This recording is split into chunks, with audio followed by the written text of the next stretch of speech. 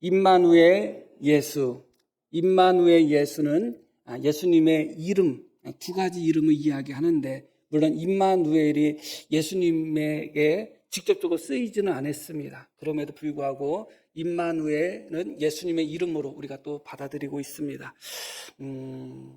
예수님의 어머니와 아버지, 모친과 부친은 우리가 잘 아시는 바와 같이 마리아와 요셉입니다. 그때 당시에는 여자 같은 경우는 우리나라로 친다면 한 중학생 정도 나이 되면 다 시집 갔어요. 엄청 일찍 갔죠. 수명이 좀 짧았습니다. 그때 당시에. 남자는 우리나라 고등학생 정도 되면 다 장가를 갔습니다. 그러니까 만약에 일반적인 범주에 속해 있다면 마리아가 정혼을 하고 예수님을 출생했을 때는 한 중학생 정도 됐을 것이다. 그렇게 이해하시면 되고, 요셉은 고등학생쯤 됐을 것이다. 요즘 고딩 엄빠라는 프로가 지금도 하는지 모르겠네요. 본 적은 없는데 제목은 들어봤어요. 사실은 너무 이른 나이에, 지금으로 이야기하면 너무 이른 나이지만 그때는 결혼 정년기가 그랬던 것이죠. 그런 의미에서 마리아가 요셉과 정혼했을 때의 나이를 생각한다면 일반적으로 보면 중학생 정도 나이였다. 그때 어느 날 천사가 마리아에게 나타나서 너 성령으로 아이를 가졌다. 그런 수태고지를 하는 겁니다. 얼마나 놀랬을까? 얼마나 놀랬을까? 70, 80 먹은 분, 물론 70, 80 먹은 분은 더 놀라겠네. 아기를 못 가지니까. 여하튼 산전수전을 다 겪은 사람도 놀랄 텐데, 중학생 정도밖에 안 되는 나이를 가진 여인에게 갑자기 천사가 나타나서 너 아이를 가졌어. 정말 놀라운 것이죠. 받아들인다는 것이 참 어려웠을 것입니다. 그럼에도 불구하고 마리아는 주의 여종이오니 말씀대로 나에게 이루어질 것입니다. 너무 놀라운 신앙 고백이에요. 우리가 50년, 60년, 70년 그렇게 신앙생활 한다 할지라도 중학생 나이 정도밖에 안 되는 마리아가 주의 여종이오니 말씀대로 나에게 이루어질 것입니다. 그 정도의 고백은 하기 어렵지 않을까, 그런 생각을 하게 됩니다. 그런 후에 얼마간의 시간이 흐른 후에 마리아에게 성령으로 잉태된 것이 드러났다고 말씀이 나옵니다. 오늘 말씀 보면 이제 처녀가, 결혼도 안 한 처녀가 정혼만 한 상태에서 아기 뱄다는 소문이 아마 난 것 같아요. 그것을 이제 약혼자인 요셉이 생각하고 너무 고민이 되는 거예요. 어떻게 하면 좋을까? 그런데 성경에 보면 요셉이 의로운 사람이라고 말씀이 나옵니다. 그것을 드러내지 않고 가만히 끊으려고 했다. 그렇게 말씀이 나오죠. 그 이야기는 요셉도 마리아가 성령으로 잉태됐다는 것을 믿지 못했다는 거예요. 당연히 믿지 못하죠.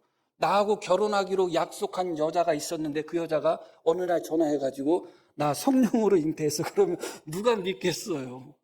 저 여자가 못된 짓을 했나? 그런 생각밖에 더 들겠어요. 그럼에도 불구하고 배신감이 찾아올 수밖에 없고, 자기와 정혼한 여인이 아기 뱄다는 것을 들었을 때 요셉은 엄청난 충격을 느낄 수밖에 없겠죠. 그럼에도 불구하고 요셉은 의로운 사람이다.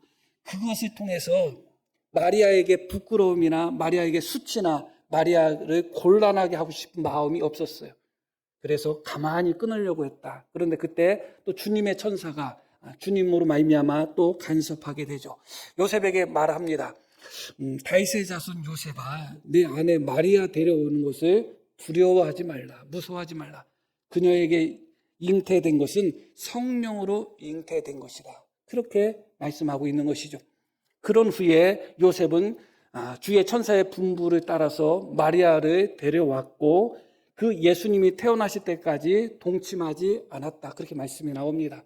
이 모든 과정 속에서 마리아와 요셉이 경험했던 그런 당혹감 혹은 어떤 마음의 염려, 두려움, 고통, 그런 것이 얼마나 컸을까를 우리는 짐작하게 됩니다. 그런데 거기서 끝나는 게 아니죠. 사실은 아마 소문이 많이 나지 않았겠어요. 마리아가 결혼하기 전부터 아기를 뱄어.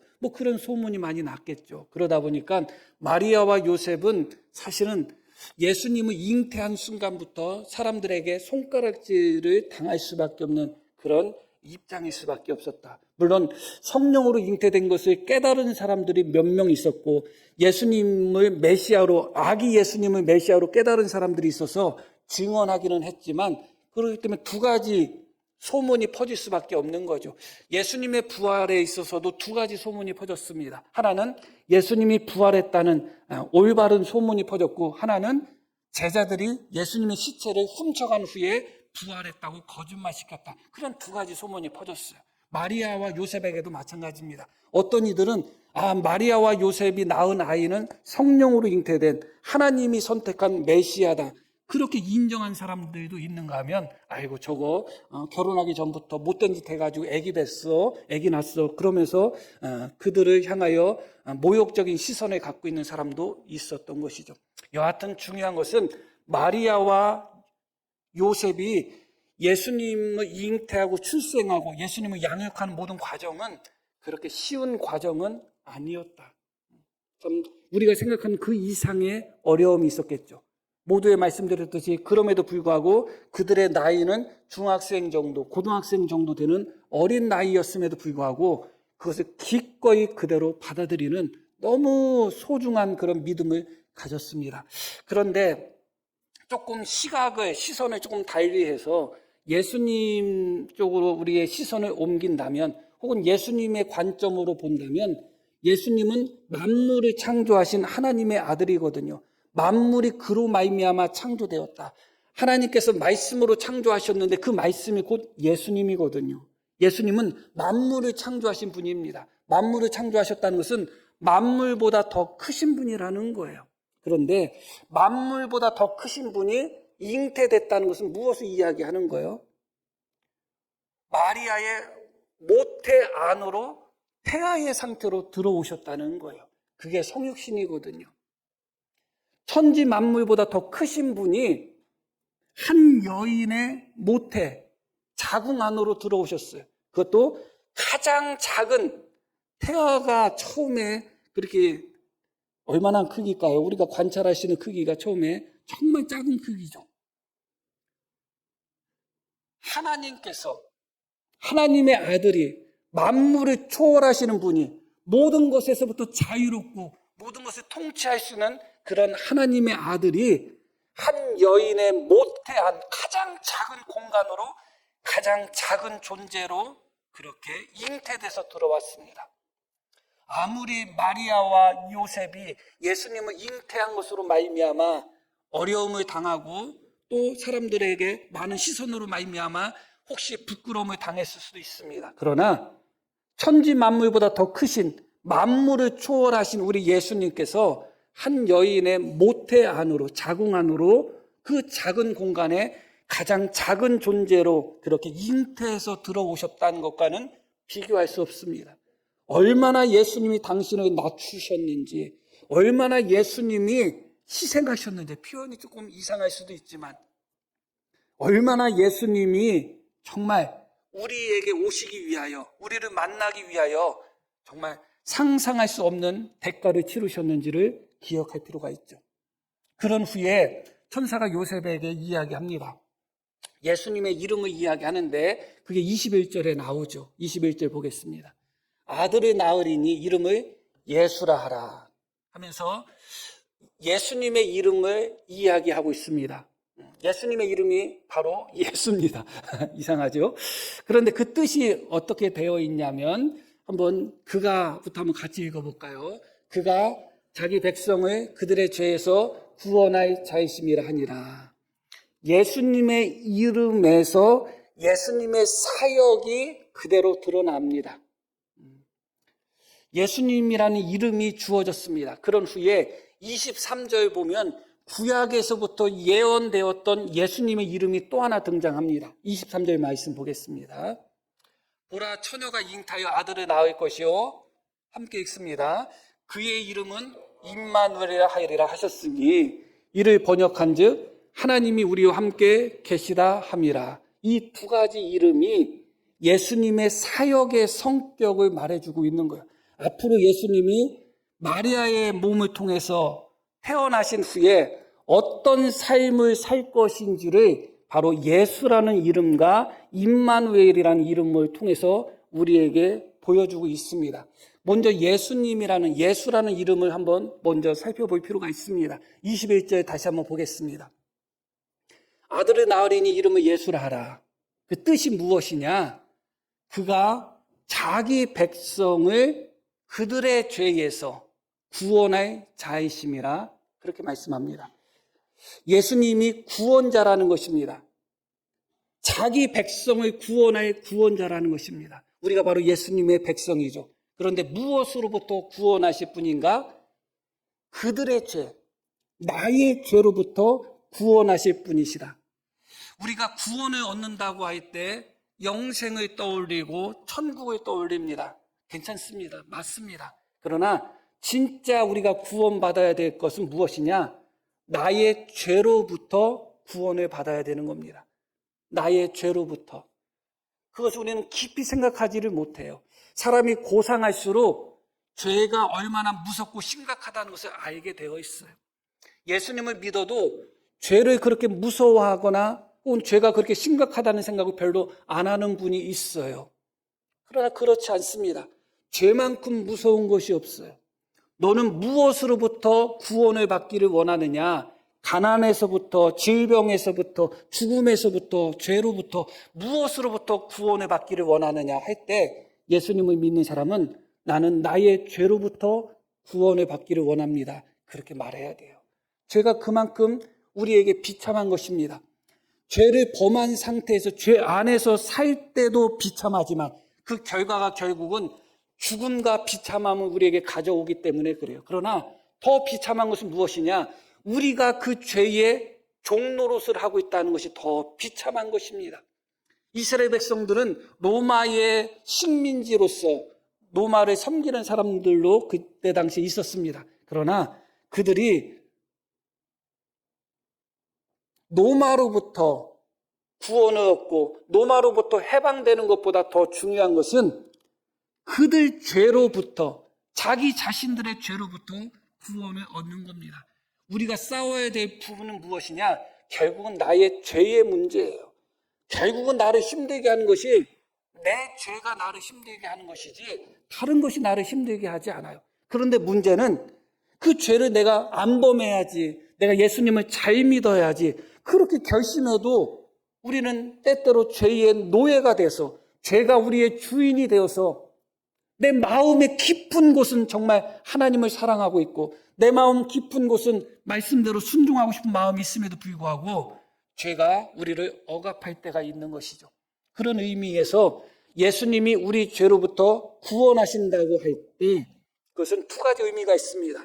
죄의 상태, 죄의 비참함, 죄의 고통으로부터 우리를 구원하신다는 의미가 있고 또 하나는 죄의 노예로 살 수밖에 없는 우리 자신을 구원하신다는 의미가 있는 것이죠. 첫 번째 기억하셔야 됩니다. 예수님은 죽은 사람을 살리기도 하셨고 병을 고치기도 하셨고 여러 가지 연약한 자들을 또 강하게도 만드시고 그렇게 하셨습니다. 그럼에도 불구하고 예수님의 본질적인 사역은 우리 죄로부터 구원하시는 사역이다. 예수님이 이 땅에 오신 첫 번째 목적이 바로 무엇인가? 우리를 우리 죄로부터 구원하기 위함이다.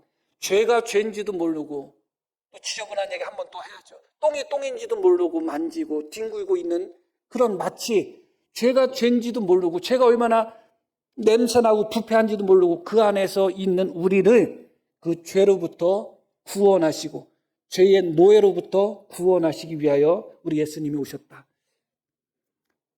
그런데 그 과정이 무엇이냐? 무엇을 통해서 우리를 우리 죄로부터 구원하시는가? 너무 잘 알고 계시죠? 그게 십자가잖아요. 십자가에 대해서 제가 자세히 말씀드리지는 않겠습니다. 자세히 말씀드리지 않아도 십자가가 얼마나 고통스러웠고 십자가가 얼마나 비참했다는 것은 우리는 잘 아시잖아요. 벌거벗긴 상태에서 십자가에 못 박히고 그 상태에서 똥오줌도 싸는 경우도 있고 그 상태에서 지렁이처럼 꿈틀꿈틀 거리다가 사람들의 비웃음 속에서 죽어가는 것이 십자가의 형벌이잖아요. 그런 의미에서 결국은 성탄절은 무엇을 지향하고 있는가? 십자가를 지향하고 있는 거예요. 결국은 십자가를 지향하고 있는 겁니다. 우리가 예수라는 이름 속에서 우리는 십자가를 발견하셔야 돼요. 나의 죄를 위해서 십자가를 짊어지신 그것을 발견해야 되는 것이죠. 그런데 그 이름이 언제 주어졌는가? 예수님이 태어나시기도 전에 성령으로 잉태됐을 때 예수님이 앞으로 우리 죄를 위하여 그렇게 십자가에 못 박혀 돌아가실 것을 예수라는 이름 속에 이미 함축하여 예수님이란 이름이 주어졌다. 이미 성탄부터 그 이전부터지만 예수님은 십자가를 위해서 이 땅에 오셨다. 다시 한번 우리가 기억할 필요가 있습니다. 두 번째 이름은 임마누엘입니다. 23절 한번 다시 한번 보겠습니다. 보라, 처녀가 잉태하여 아들을 낳을 것이요 그의 이름은 임마누엘이라 하리라 하셨으니 이를 번역한즉 하나님이 우리와 함께 계시다, 이런 뜻이라는 것이죠.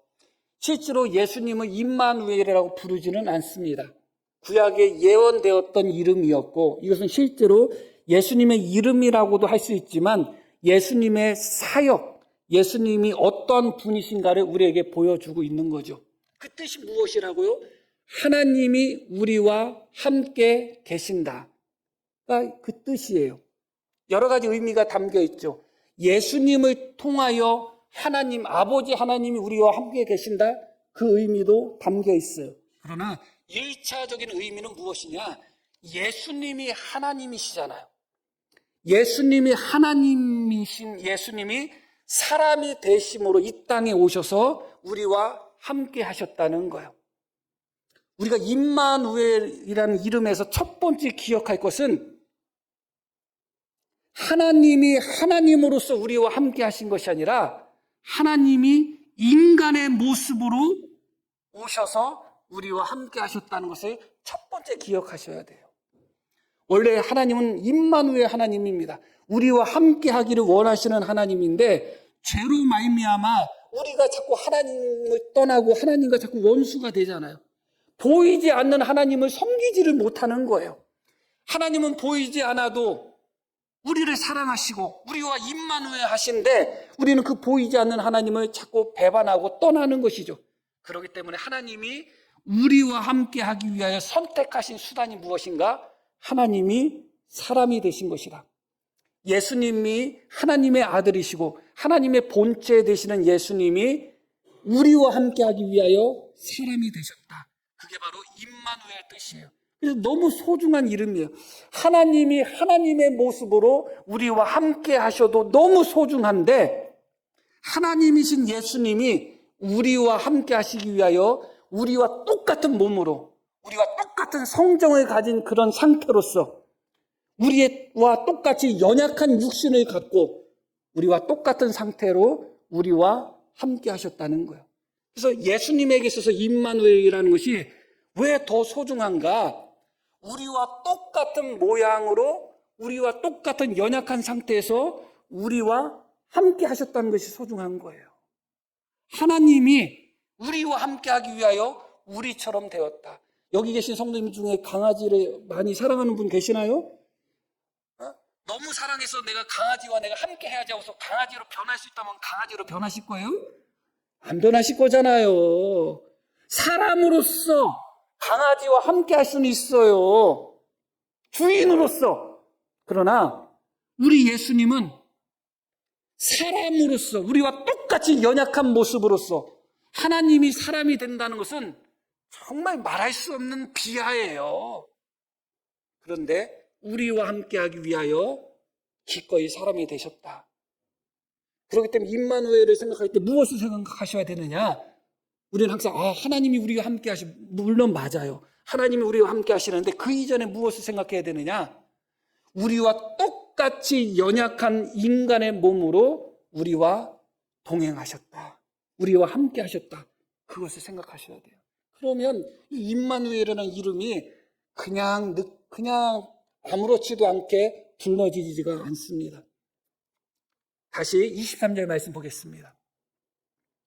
그의 이름은 임마누엘이라 하리라 하셨으니 이를 번역한즉 하나님이 함께 있습니다.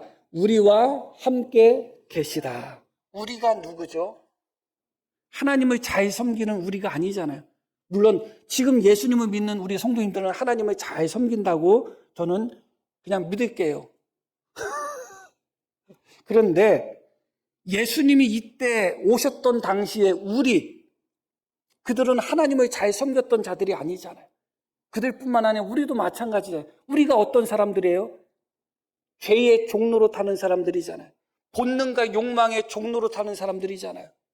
욕심에 이끌려 살고 감정에 이끌려 살고 내가 살고 싶은 대로 살아가는 그런 우리잖아요. 임마누엘이라는 이름이 왜 더 귀한가? 그런 우리와 함께하기 위하여 오셨기 때문에 더 귀해요. 그런 우리와 사랑하는 사람 관계 속에서도 사랑하는 사람에게 어떤 신변에 문제가 생기면 그 관계가 깨어질 때가 많아요. 우리 이종훈 반주자님 여자친구셔요? 결혼 약속하셨어요? 그냥 물어본 거야. 정말 우리 성도님들이 내가 함께 하고 싶은 사람을 떠올려 보시기를 바랍니다. 그 사람을 위해서는 뭐든지 다 희생할 수 있는. 그래서 어떤 남자친구가 자기 여자친구에게 나는 당신을 위해서 모든 것을 다 희생할 수 있다. 이번 주말에 내가 당신을 만나러 가겠다. 추신, 단 비가 안 온다는 조건 하에. 그러면 뭐든지 다 하는데 비 오면 못 가겠다는 그게 뭐 인간의 연약함이겠죠. 자, 그런데 다시 말씀을 드릴게요. 내가 정말 사랑하는 사람이 있어서 그 사람과 함께하기 위하여 내가 모든 것을 희생할 수 있다고 생각해 보시기를 바랍니다. 그럴 수도 있을 거예요. 그럴 수도. 그래서 왕의 자리, 왕자의 자리도 포기한 사람도 있잖아요. 그런데 예수님이 우리와 함께하기 위하여 기꺼이 하나님이 사람이 되셨는데, 근데 우리는 예수님이 정말 하나님의 자리를 내려놓으시면서, 물론 완전히 내려놓으신 것은 아니에요. 뭐 신학적인 설명이 또 있어야 되겠지만, 그러면서까지 사람으로 이 땅에 오시면서까지 함께 할 정도로 우리가 같이 있었냔 말이에요. 그렇지 않잖아요. 우리는 배반하고 싶으면 배반하고, 예수님을 떠나고 싶으면 떠나고, 죄 짓고 싶으면 죄 짓고, 그런 우리잖아요. 그런데 그런 우리와 함께 하기 위하여 예수님이 사람의 몸으로 이 땅에 오셨다. 그러고 그런 우리와 동행하실 때 어떻게 동행하셨다고요? 우리와 똑같은 몸으로서, 우리와 똑같은 사람으로서 우리와 동행하신 거예요. 제자들이 예수님을 배반하고 제자들이 예수님의 마음을 알아주지 못하고 심지어 군중들이 예수님을 환영했다가 예수님을 향하여 돌을 던지거나 혹은 예수님은 십자가에 못 박아 죽이라고 외치거나 혹은 어떤 이는 예수님을 향하여 침을 뱉고 모욕하는, 우리와 동행하시면서 예수님이 경험하셨던 것은 복음서를 보면 이런 모습이잖아요. 우리와 똑같은 사람의 모습으로 완악한 우리, 죄를 좋아하고 나를 사랑하는 그런 우리와 동행하시면서 예수님이 경험하셨던 것은 배신과 배반과 고통과 슬픔이었던 거예요. 그렇게 동행하셨습니다. 복음서 어디를 찾아봐도 예수님이 웃으셨다는 기록은 단 한 번도 없어요. 예수님이 슬퍼하시거나 눈물 흘리셨다는 기록은 있어도 예수님이 웃으셨다는 기록은 없어요. 그리고 심지어 기뻐하라는 말씀이 그렇게 많이 나오는데 예수님 당신께서도 그렇게 말씀하셨고, 그럼에도 불구하고 복음서를 보면 예수님이 기뻐하셨다는 장면은 한 군데밖에 안 나와요. 그것도 어떻게 기뻐하셨냐? 성령으로 기뻐하셨다, 그렇게 나와요. 그냥 심플하게 예수님이 기뻐하셨다, 그런 장면 안 나와요. 아이들은 웃음을 많이 하고 짓고 어른들이 되면서 웃음이 적다 할지라도 그래도 우리도 많이 웃잖아요. 흔하지 흔한 게 웃음 아니겠습니까? 그런데 예수님은 임마누엘로서 완악한 우리와 동행하는 삶 속에서 한 번도 웃으신 적이 없으셔요. 그 삶이 어땠을까? 때로는 우리의 완악함으로 말미암아 근심하시기도 하고 아파하시기도 하고 때로는 우리의 연약한 모습을 보면서 슬퍼하시며 눈물 흘리기도 하셨던 주님이, 그게 바로 임마누엘이에요. 그래서 우리는 이 임마누엘을 너무 막연하게 하나님이 나와 함께 하시지, 지금도 하나님이 나와 함께 하시지, 그 차원으로 이해하지 마시고 정말 하나님의 아들이신 하나님이신 예수님이 사람의 몸으로서, 우리와 똑같은 몸으로서 우리와 동행하셨고, 그 과정 속에서 우리의 완악함과 우리의 죄악된 모습으로 인하여 주님이 얼만큼 눈물 흘리셨는지, 얼만큼 슬퍼하셨는지를 생각하셔야 돼요. 그러고 그렇게 우리와 똑같은 육신을 입고 똑같은 사람으로서 우리와 동행하시면서 그렇게 배신도 당하시고, 때로는 모욕도 당하시고, 시체말로 뒤통수도 맞으시고, 심지어 십자가의 고난까지 당하셨잖아요. 그러면서 우리와 동행하시는 것, 우리와 함께 하시는 것을 우리 예수님은 포기하지 않으셨죠. 그러면서 어떻게 사셨죠? 예수님이 사셨던 삶은 용서하시는 삶이었잖아요. 사랑하는 삶이었잖아요. 위로하는 삶이었잖아요. 우리와 동행하시면서, 제자와 동행하시면서 언제 제자를 정죄하고 비난하셨어요? 그런 적 없으십니다. 제자들이 잘못해도 이해하셨잖아요. 용서하셨잖아요. 자기들 살겠다고 예수님을 3번 부인한 베드로, 자기들이 살겠다고 예수님을 버리고 도망간 제자들, 그들을 향해서 예수님이 뭐라고 말씀하셔요? 내 형제라고 말씀하시잖아요. 그렇게 함께 하셨단 말이에요. 그렇게 우리와 함께 하실 때 예수님은 우리와 똑같은 사람이셨다. 그게 중요해요. 하나님이기 때문에 그렇게 하셨다가 아니라 우리와 똑같은 성정을 갖고 계셨지만 십자가에 못 박히셨어도 예수님 입술에서는 저주와 욕이 나오지 않고 주여 저들의 죄를 용서해 주십시오가 나온 거잖아요. 우리와 동행하시면서 임마누엘 하시면서 예수님은 세리와 죄인들의 친구로 그렇게 동행하셨잖아요. 약한 자를 보시면 그냥 넘어가지 않으셨잖아요. 고쳐주시고 이렇게 세워주셨잖아요. 눈물 흘리는 자가 있으면 위로하셨잖아요. 심지어 가늠하다가 현장에서 잡힌 여인을 향해서도 나도 너를 정죄하지 않는다. 돌아가서 죄를 범하지 말라면서 그렇게 용서하셨잖아요. 그렇게 임마누엘을 하신 거예요. 결국 성탄은 무엇이냐? 임마누엘 예수를 만나는 것이 성탄입니다. 나를 위하여 십자가에 못 박혀 돌아가신 그 예수님을 만나지 않는다면 100번, 1000번의 성탄 의미가 없습니다.